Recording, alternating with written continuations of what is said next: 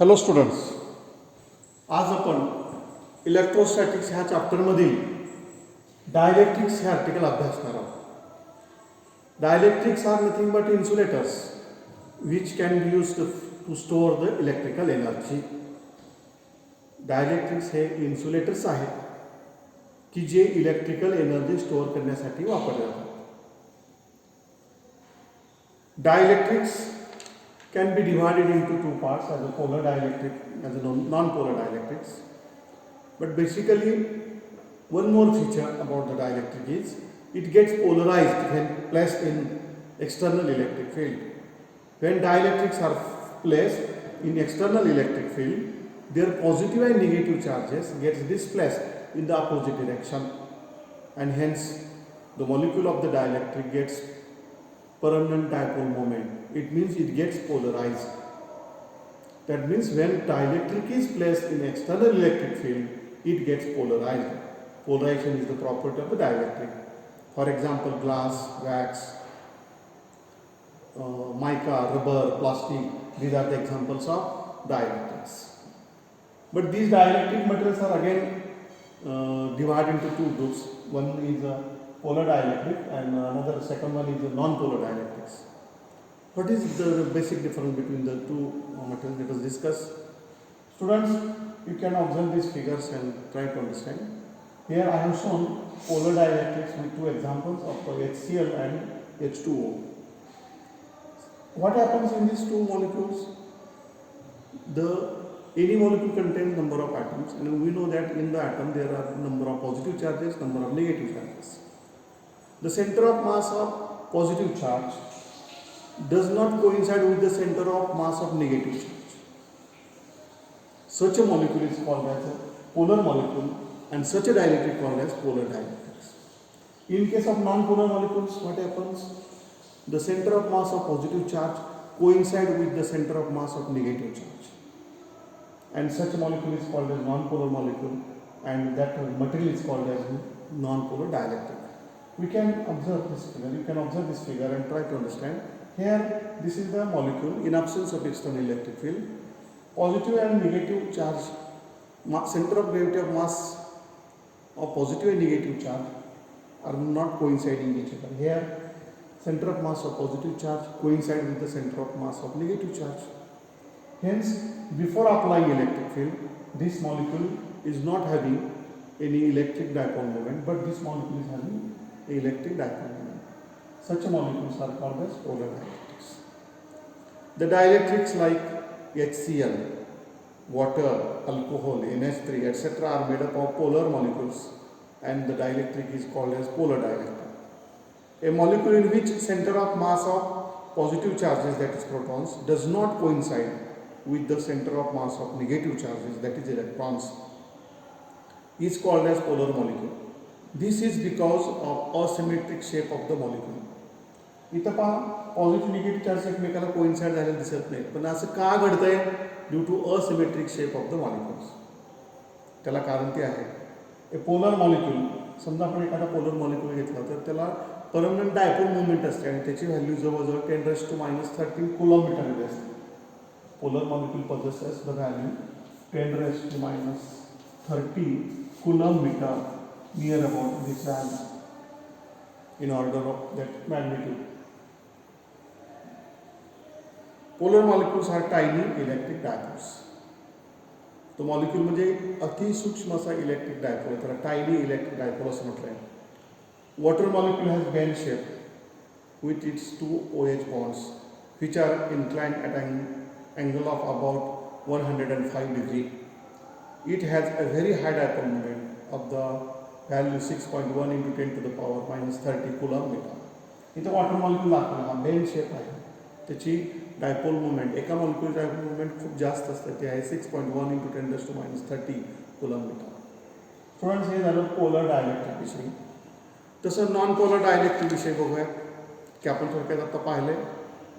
The dielectrics like hydrogen H2, CO2, carbon dioxide, oxygen O2, benzene, methane, CH4ला तुम्ही methane असं म्हणता ना, केमिस्ट्रीमध्ये अभ्यासलेलं आहे, are made up of non-polar molecules and are called non-polar dielectrics.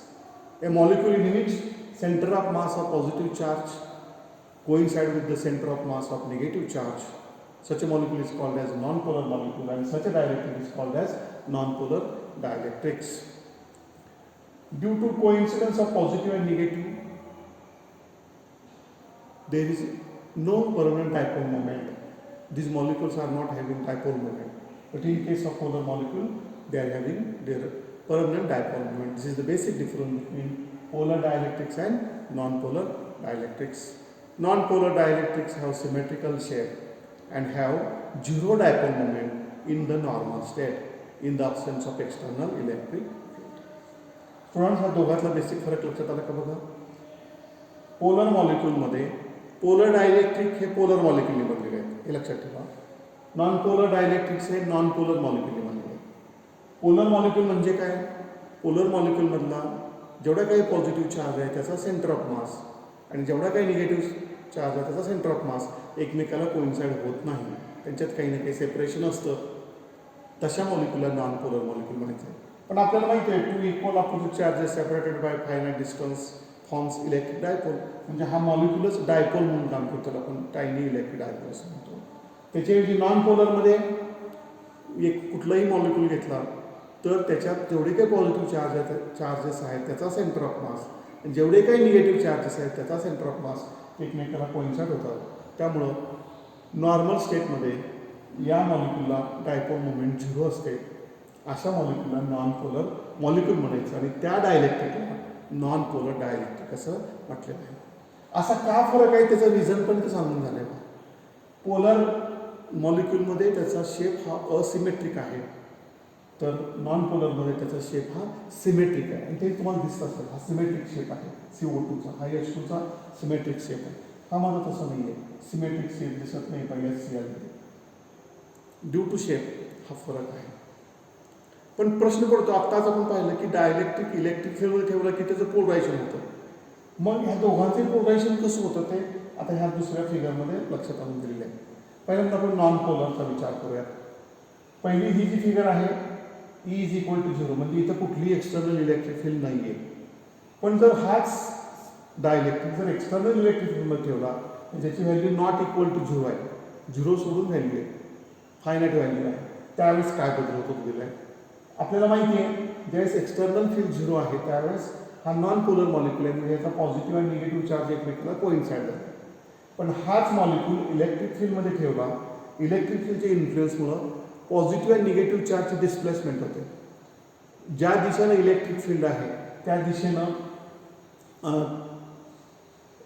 Electric field ही पॉझिटिव्हकडून निगेटिव्हकडे असते आणि त्या अनुषंगानं ज्या दिशेने इलेक्ट्रिक फील्ड आहे त्या दिशेला पॉझिटिव्ह चार्ज शिफ्ट झाले, दुसऱ्या दिशेला निगेटिव्ह चार्जेस.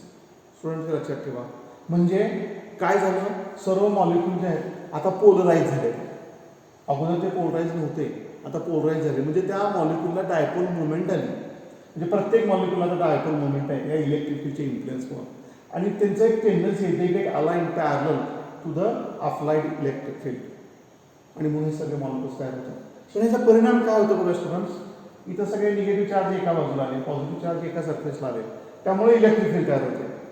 त्याला electric field due to polarisation असं म्हणायचं आहे, त्याला E0 दाखवलं आहे. आणि ही E0 अप्लाइड इलेक्ट्रिक फील्डच्या एक्झॅक्टली अपोजिट असते, लक्षात ठेवायचं.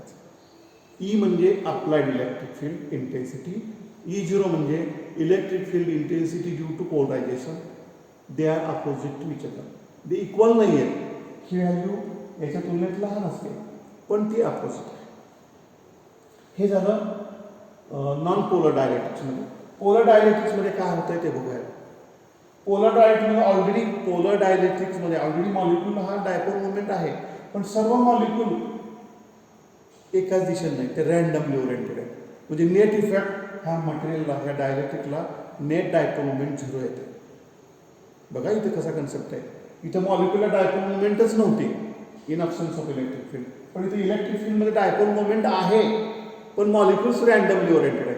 म्हणून ज्यावेळेस टोटल सबस्टन्सचा विचार करू, टोटल मटेरियलचा विचार करू, त्यावेळेस त्याला नेट मोमेंट झिरो आहे. पण मग असा डायपोल, असा डायलेक्ट्रिक जर इलेक्ट्रिक फील्डमध्ये ठेवला, E is not equal to zero आहे, त्यावेळेस मात्र इलेक्ट्रिक फील्डची इन्फ्लुएन्समुळं हे सगळे डायपोल इलेक्ट्रिक फील्डला काय आलेलं म्हणतात. साहजिकच इथं सुद्धा बघा निगेटिव्ह लेअर एका बाजूला आलं आहे, पॉझिटिव्ह लेअर एका बाजूला आलेला आहे. आता ह्याला पोलरायझेशन म्हणायचं आहे. याप्रमाणेच इफेक्ट पाहायला मिळालेला आहे. इथेही E0 म्हणजे electric field due to polarisation, E म्हणजे अप्लाइड इलेक्ट्रिक फील्ड. E0 ही अप्लाइड इलेक्ट्रिक फील्डला अपोजिट असते. म्हणजे दोन्हीमध्ये शेवटी कन्क्लुजन काय आलं, मग पोलर डायलेक्ट्रिक असू देत किंवा नॉन पोलर डायलेक्ट्रिक असू देत, तो इलेक्ट्रिक फील्डमध्ये ठेवला की त्याचं पोलरायझेशन होतं.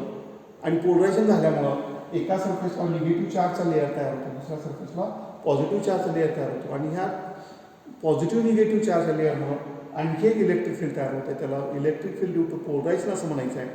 ही फील्ड अप्लाइड फील्डला अपोजिट असते. स्टुडंट्स, हे डिस्कशन झालं about polar dielectrics and non polar dielectrics. पण आता एक शेवटी आपण कन्क्लुजन आलो, dielectric develops a net dipole moment in the direction of external electric field. म्हणजे कुठलाही डायलेक्ट्रिक एक्सटर्नल इलेक्ट्रिक फील्डमध्ये ठेवला की त्या डायलेक्ट्रिक सबस्टन्सला नेट डायपोल मोमेंट तयार होते. एका मॉलिक्युलला डायपोल मोमेंट आहे, अशा सर्व मॉलिक्युलची डायपोल मोमेंट मिळून नेट डायपोल मोमेंट तयार होते. हे रिझल्ट, मग तो पोलर असो अथवा नॉन पोलर असो. अँड हेन्स डायलेक्ट्रिक, आणि म्हणून तो डायलेक्ट्रिक पोलराइज आहे असं म्हणतो. The extent of polarisation depends upon the applied external electric field and thermal energy.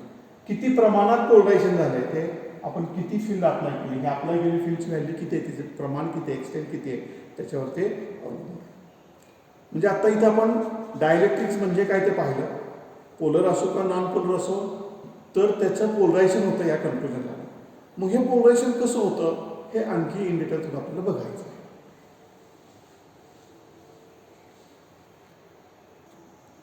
Students, आता आपण या कन्क्लुजनला आलेलो आहोत की कुठलाही डायलेक्ट्रिक्स इलेक्ट्रिक फील्डमध्ये ठेवलं की त्याचं पोलरायझेशन होतं. मग तो पोलर असू देत, नॉन पोलर असू देत. पण त्या अनुषंगानं आणखी थोडंसं डिस्कशन करायचं आहे. इथं बघा, ह्या दोन मेटल प्लेट आहेत.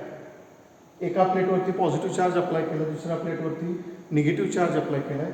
आणि मग त्यामुळं इलेक्ट्रिक फील्ड तयार, सेटअप तयार होईल, ती positive negative E applied electric field. आणि याच्यामधला जो स्पेस आहे तो डायलेक्ट्रिकनी फुलफिल केलेला आहे. मग ह्या इलेक्ट्रिक फील्डमुळं ह्या डायलेक्ट्रिकचे मॉलिक्यूल आहेत ते अशा रीतीने अरेंज होतील. याचा अर्थ याच्या एका सरफेसला पूर्ण निगेटिव्ह चार्जेस आलेला आहे, दुसऱ्या सरफेसला पूर्ण पॉझिटिव्ह चार्ज आला आहे. तो एक दुसऱ्या फिगरमध्ये दाखवला आहे. पहा, या ठिकाणी निगेटिव्ह चार्जेस या ठिकाणी आहे. साहजिकच हा पॉझिटिव्ह चार्ज असल्यामुळे तो स्वतःकडे निगेटिव्ह चार्ज अट्रॅक्ट करणार, पॉझिटिव्ह चार्ज रिपेल करणार. हा निगेटिव्ह पॉझिटिव्ह अट्रॅक्ट करणार, निगेटिव्ह रिपेल करणार. इफेक्ट काय झाला, एका सरफेसवरती निगेटिव्ह चार्ज डेव्हलप झाला, दुसऱ्या सरफेसवरती पॉझिटिव्ह चार्ज. आता गंमत बघा, इथं दोन इलेक्ट्रिक फील्ड तयार झाले. ई म्हणजे ह्या दोन मेटल प्लेटवरच्या इलेक्ट्रिक चार्जेसमुळे तयार होणारी अप्लाइड इलेक्ट्रिक फील्ड, आणि ही जी आहे ती ह्या पोलरायझेशन चार्जेसमुळे तयार होणारी इलेक्ट्रिक फील्ड. ही फील्ड मात्र याला एक्झॅक्टली अपोजिट आहे. पण ह्याची व्हॅल्यू जास्त आहे, ह्याची व्हॅल्यू कमी आहे. दोन इलेक्ट्रिक फील्ड आल्या, एकमेकाला अपोजिट आल्या. मग टोटल म्हणजे नेट फील्ड किती ते तिसऱ्या फिगरमध्ये दाखवलं. ही अप्लाइड फील्ड आहे टोटल, ही पोलरायझेशन फील्ड आहे, पण ती अपोजिट आहे. म्हणजे याच्यातला एवढा भाग कमी झाला, म्हणजे एवढी फील्ड दाखवली. पहा, E dash. E dash is the net electric field आणि E dash is equal to E minus E G. मग तो हा पोल जो डायलेक्ट्रिक आहे पोलरायझेशनसाठी घेतलेला, तो कोणत्या असू देत, पोलर असू देत, नॉन पोलर असू देत, हे अशा प्रकारे सिच्युएशन असतं. म्हणजे थोडक्यात आपण जर दोन मेटलच्या प्लेटमधला स्पेस जर डायलेक्ट्रिकने फुलफिल केला तर नेट इलेक्ट्रिक फील्ड इथे कमी होते असं दिसून येतं. आणखी हा डायलेक्ट्रिक आपण इथं ठेवला, त्यामुळे इथं पोलरायझेशन झालं. मग पोलरायझेशन इक्वेशन स्वरूपात अशा प्रकारे आपल्याला लक्षात ठेवायचं आहे. आता तुम्ही म्हणाल पी हा डायपोल मोमेंटसाठी सिम्बॉल वापरला होता, पण तो स्मॉल पी हा कॅपिटल पी आहे. Factor P is equal to chi E into factor E. E म्हणजे इलेक्ट्रिक फील्ड इंटेन्सिटी, पी म्हणजे पोलरायझेशन, आणि झाय ई हा कॉन्सेप्ट आहे, त्याला susceptibility of the dielectric medium असं नाव आहे. झाय ई म्हणजे susceptibility of the dielectric medium. And remember, for vacuum or air chi E is equal to 0 for air or vacuum.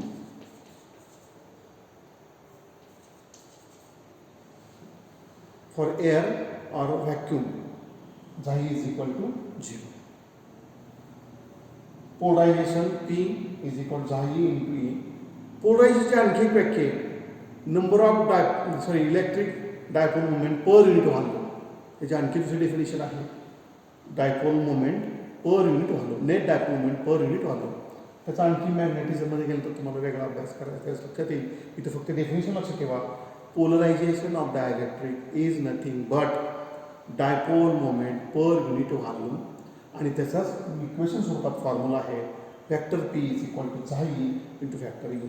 हा formula कसा derive केला हे आपल्या अभ्यासात नाही आहे, आपल्याला फक्त ॲज इट इज लक्षात ठेवायचं आहे. आणि इथं आपण एक कन्क्लुजन, अजून एक कन्क्लुजन काढलं पहा. जसं मगाशी कन्क्लुजन काढलं होतं, एखाद्या इलेक्ट्रिक फिल्म ठेवलं की त्याचं पोलरायझेशन होतं, पण एखाद्या इलेक्ट्रिक फील्डमध्ये हा डायइलेक्ट्रिक ठेवला की तो ओरिजिनल इलेक्ट्रिक फील्डला अपोज करतो आणि म्हणून नेट इलेक्ट्रिक फील्ड कमी होते. Net electric field E dash is equal to E minus E zero. Students, आजच्या तासाला आपण डायइलेक्ट्रिकचा डिटेलमध्ये अभ्यास केलेला आहे. यानंतर आता नेक्स्ट पार्ट आपण नेक्स्ट पिरियडला बघूया.